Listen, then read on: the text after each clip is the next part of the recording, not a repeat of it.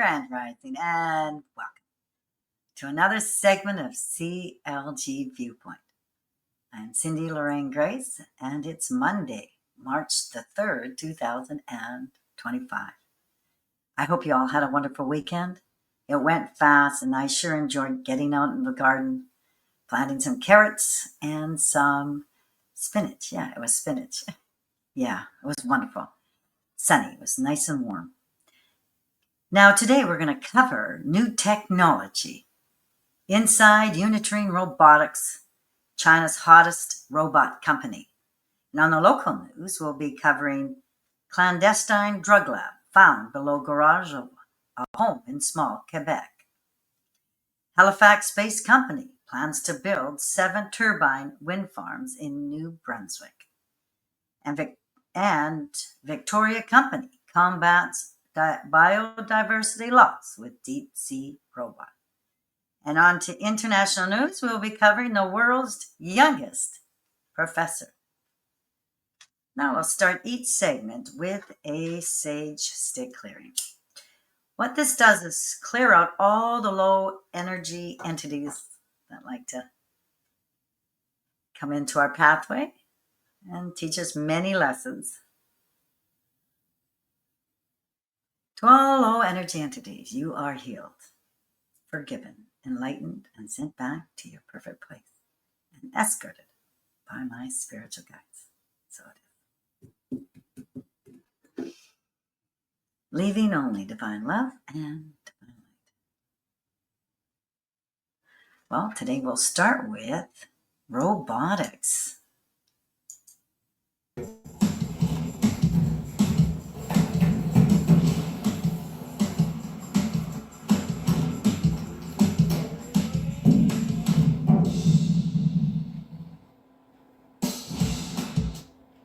Chinese robot maker Unitrine Robotics is taking the world by storm after its dancing robots shot into public limelight.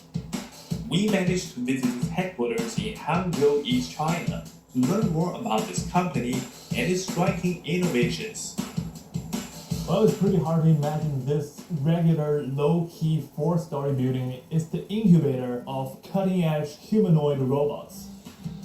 Unitrine was founded in 2016 by its young CEO Wang Qingqing, who was only 26 years old at the time.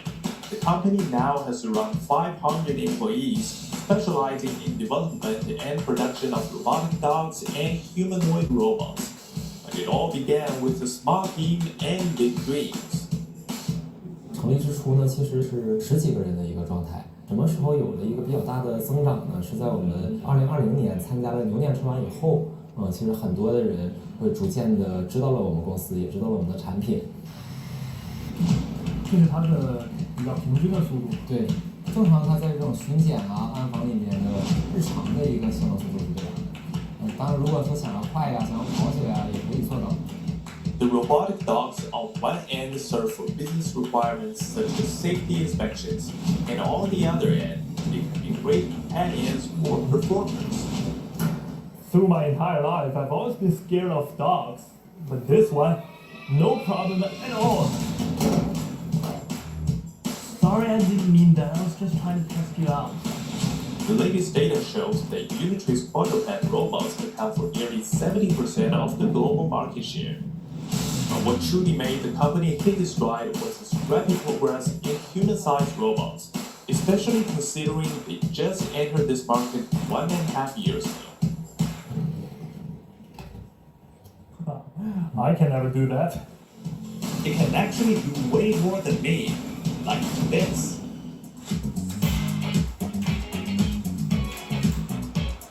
像这边呢是2个摄像头，然后这边是它的一个激光雷达，然后左边这边呢是它的这个电池仓，仓里面呢这一部分是它的一个算力的一个集成部分啊，包括它的控制算法也都在这里面去做这个操作。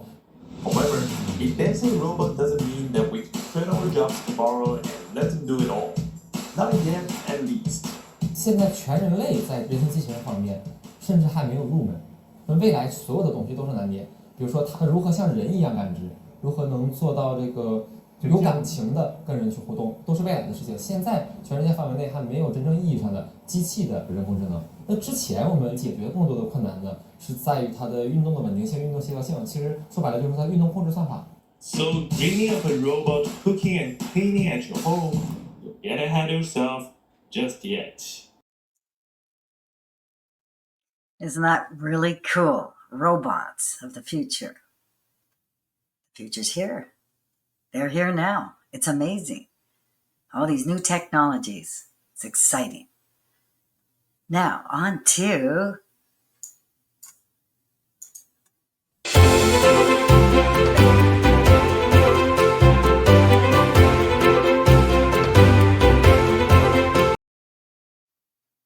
local news. Clandestine drug lab found below garage of home in small Quebec mountain town by Kevin Nielsen of Global News, posted February the 28th, 2025. RCMP in Quebec said Friday that officers were dismantling a clandestine drug lab beneath a garage in a small community in the heart of the Laurentian Mountains. In a release, police said that on Tuesday, officers found the laboratory in the garage of a home in Grais, a township of around 2,000 people, about 90 minutes northwest of Montreal. As officers were searching the garage, they found a hidden room beneath, where the drug lab was said to be located, according to the RCMP. Police said that officers also seized a large quantity of chemicals and a pill press, as well as sophisticated equipment for synthesizing suspected meth. They said that the amount of chemicals that were seized would have been enough to produce millions of pills. As part of their investigation, the RCMP said the officers also searched 2 homes in nearby Mille Isle as well. We are still in the process of dismantling the laboratory and we don't have the final counts of seizures. Quote, the operation could take several days, close quote, said Colonel Martina Pilarova, told Global News in an email. Police said 4 people were also arrested and released as part of the investigation. Quote, the investigation began in early of 2025 following a tip received by investigators from the Clandestine Lab Enforcement and Response Team, close quote. Pilarova explained the investigation is still going on and the suspects may later face charges.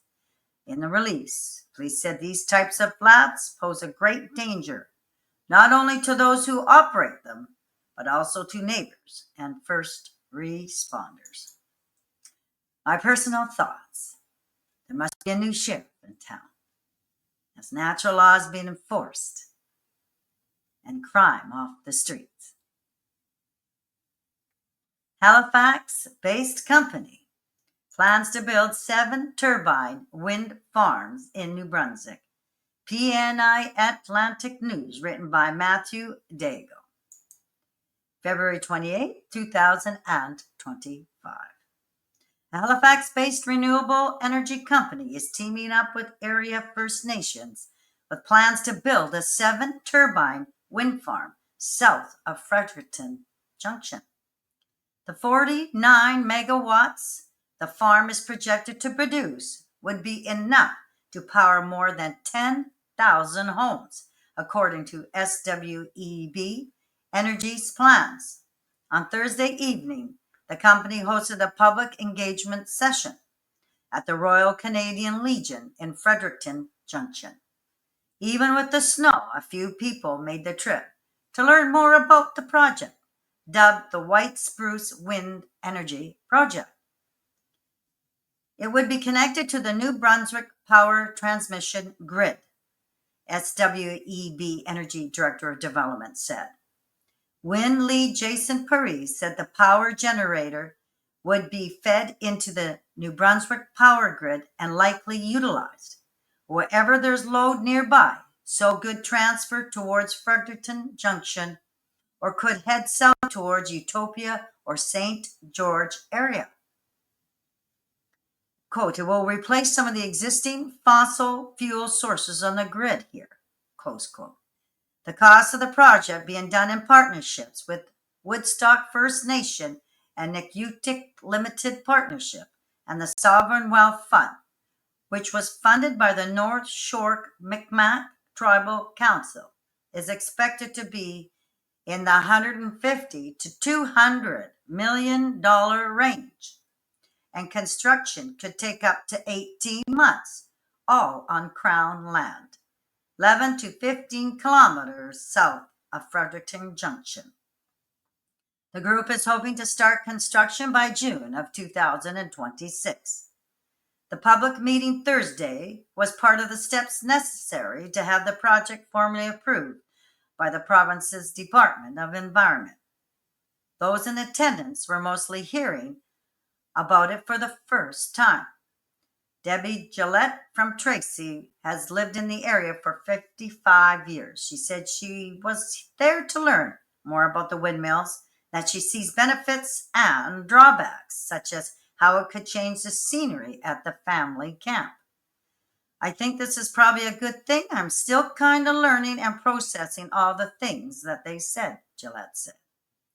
Well, Jason McLaughlin has a house and camp roughly 6 kilometers from the site.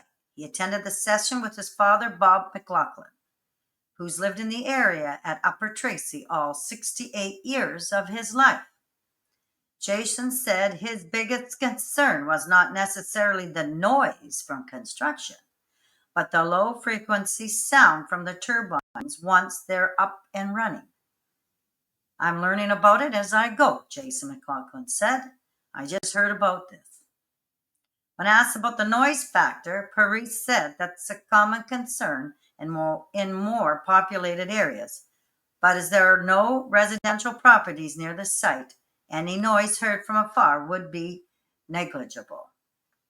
Paris said the purpose of these open house sessions is to work with the community and see if there are other special interests in the area or camps nearby in case they need to make adjustments to the property. It's really about getting feedback, helping to integrate it into the project design. My personal thoughts. Do windmills harm our wildlife, such as birds? Are windmills approved under natural law? Something to think about. CTV News, February 28, 2025. Halifax man dies in custody after police respond to mental health call. A man has died in police custody after officers were called to response to a mental health episode. This is the second Halifax police custody death of the week.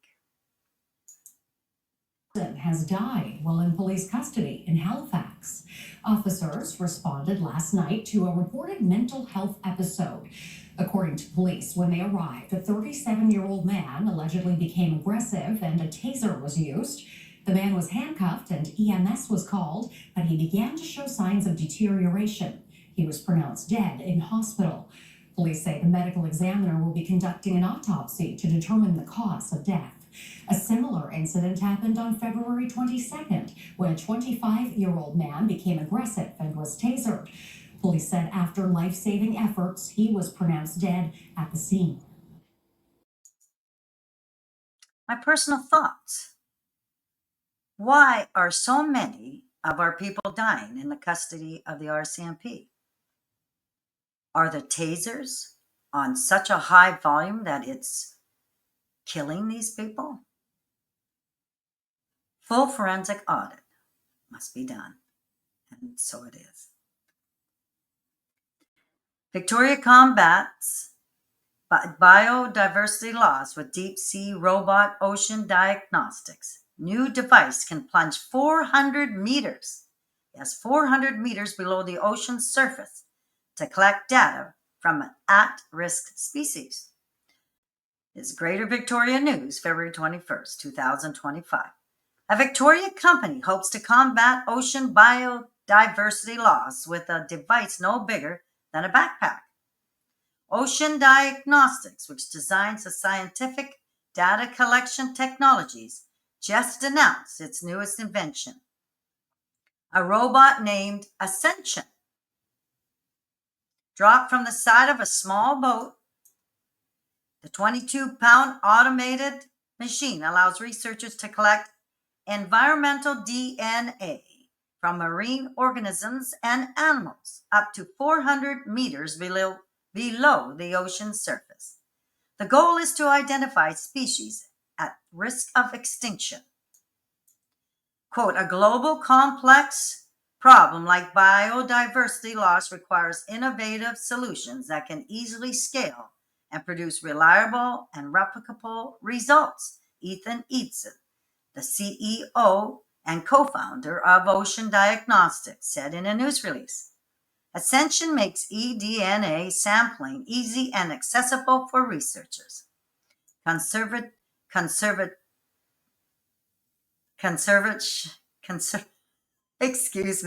Conservationists and community science alike.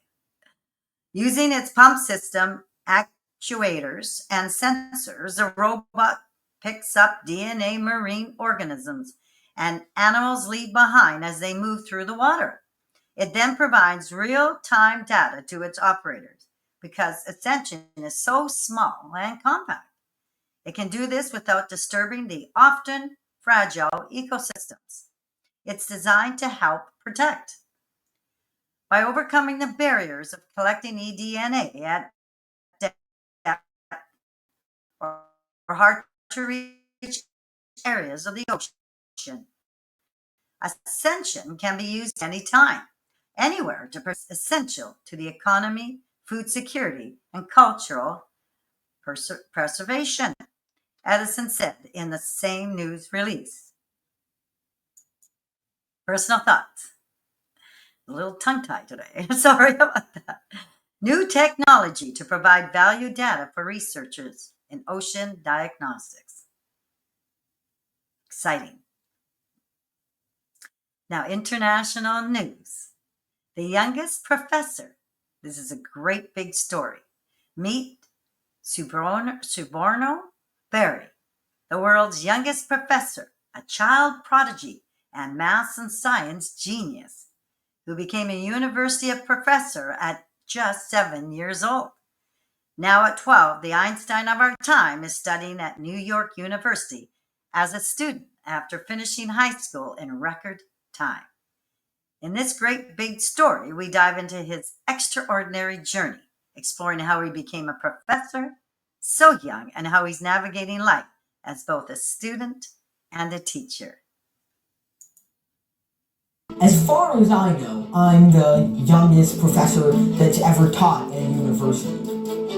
I'm 11 and I got a scholarship here at NYU. Yeah. Congratulations to you. It was not in our level, he was beyond our level. Students, and welcome to my physics class. With enough determination and enough passion, anything is possible.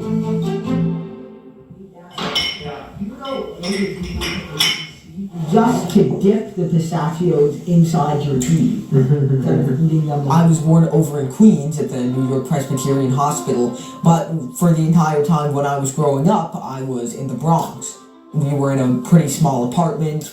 My dad had a job working as a security guard, and my mom was still unemployed back then, which made things pretty hard. But still, my dad had a big love for mathematics. H for cat equal I equals B over R. Okay, what is that big number for beryllium? My first interesting memory is around when I was 2 years old. And that was when I started wondering, why do we use math to explain the natural world? My mom used to give me lessons in math, and that was when the thought started occurring to me. Okay. One day I was teaching him like 1 + 1 is 2, very beginning of the teaching level. And then he said, Mom, then n plus n is what? It's 2n, right? And then n times n is what? So it is kind of challenging situation for me. So I asked him to teach Subarna, but my husband said no, he's just trying to impress you. I said no, he's totally different than other kids. I just realized that. So then my husband started teaching him. I don't know. Atomic number is 7. How many protons in hydrogen? 1. Okay, very good. So write 1. It's not easy to teach Subarna. He kept challenging me. So I was unable to solve his need. So I took him to my professor. Yeah, it was like, it was not in our level. He was beyond our levels. In general, my preschool and kindergarten education was very normal, and so was my first grade and second grade education. As soon as third grade hit, I felt like I was totally disconnected from my school. I found myself growing more and more bored of the mathematics that I was being taught. Something in me finally broke, and I decided to just stop caring about school. By the time I finished third grade, I actually had a whopping 122 missing assignments. And that was when my parents noticed that and decided that they had to actually support me by moving me to a higher grade so that I could actually feel challenged. I've been teaching, technically, for a very long time, ever since the channel Berry Science Lab has started. P factorial over K factorial, P minus K factorial. And one day, when I was 7 years old, I was given an invitation by a university in India to give some lectures about math and physics. I'm sure that I will still be able to inspire you to fall in love with physics. In this class, I want 2 things from you.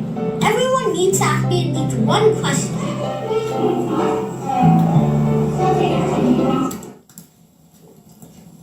Did you hear that? He just said, "Sir, you wrote the equation wrong. The equation is wrong."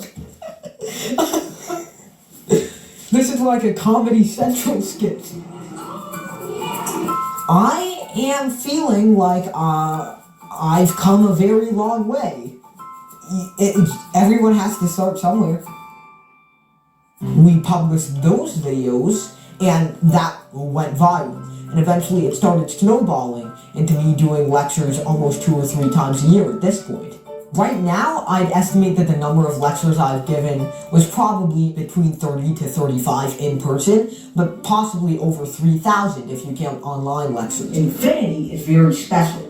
Why? Because at some point, as exponentials at the beginning, I wasn't a very good teacher because I wasn't really teaching. I was more just reciting everything that I already knew, and I think, how was anyone in the room tolerating this without walking out? But eventually, I started figuring out how was this taught to me in a way that I could understand. The rewards are mostly just total gratification. It feels like you've actually spread your knowledge to other people, and that's one of the most valuable feelings you can get.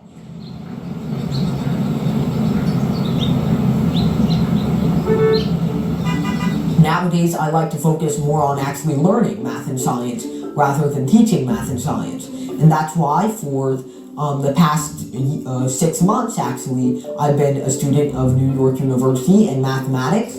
Let me see, does this work? I think it does. Wow.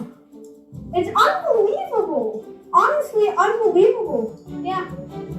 I'm 11 and I got a scholarship here at NYU. Yeah. Congratulations to you. It was a huge accomplishment for me even to get accepted into university. I was nervous that due to being in only 2 years of high school, and not just that, the fact that I was, 6 years younger than every other applicant, it would make it very difficult for me to get accepted.